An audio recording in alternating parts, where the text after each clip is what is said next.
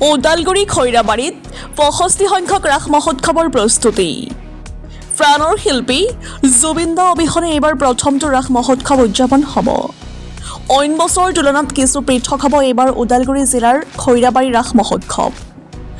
ৰাস মহোৎসৱত ভগৱান শ্ৰীকৃষ্ণৰ মৃন্ময় মূৰ্তিৰ সমান্তৰালভাৱে প্ৰতিদিনে থাকিব জুবিন দাৰো শ্ৰদ্ধাঞ্জলি অনুষ্ঠান।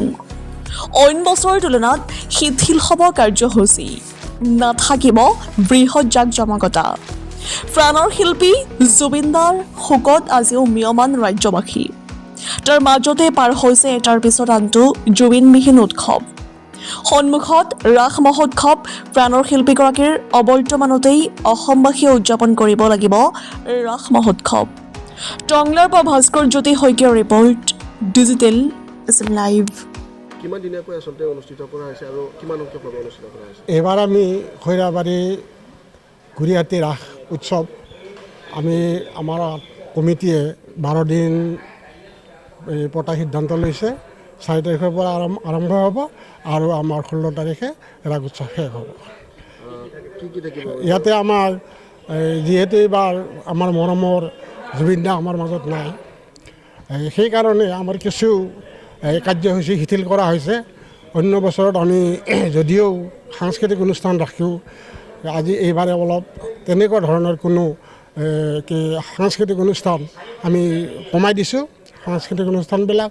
আৰু দ্বিতীয়তে আমাৰ ইয়াতে আন বছৰত আমাৰ স্থানীয় শিল্পী বা অন্যান্য শিল্পীসকলে ইয়াতে নৃত্য গীত প্ৰদৰ্শন কৰে, সেইবিলাকো আমাৰ প্ৰায় কমাই দিয়া হৈছে এইবাৰ।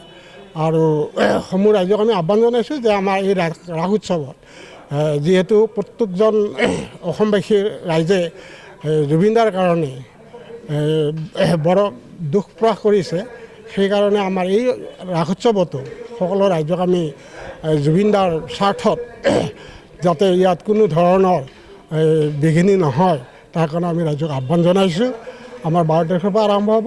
আপোনালোকে ইতিমধ্যে দেখিছে আমাৰ মূৰ্তিসমূহ প্ৰায় সম্পূৰ্ণ অৱস্থা হৈছে আৰু আমি 5 তাৰিখে আমি মূৰ্তিসমূহ প্ৰতিষ্ঠা কৰিম।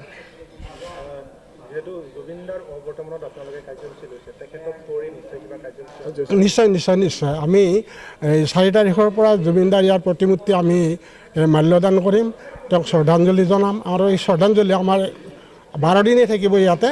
আৰু আন বছৰৰ দৰে আন বছৰত আমাৰ সেইটো নাছিল, কিন্তু আমি জুবিনদাৰ বহু তেওঁৰ জীৱনৰ যিবিলাক ছবি, সেই ছবিবিলাকক আমি সেই স্মৃতিৰ স্তম্ভৰ কাষত আমি ৰখাৰ ব্যৱস্থা কৰিছোঁ, যাতে সকলোৱে আহি তাত জুবিনদাৰ মৰম পায়। তাৰ কাৰণে আমি সেই সিদ্ধান্তটো লৈছোঁ। আৰু 12 দিনে থাকিব জুবিনদাৰ প্ৰতি আমাৰ শ্ৰদ্ধাঞ্জলি।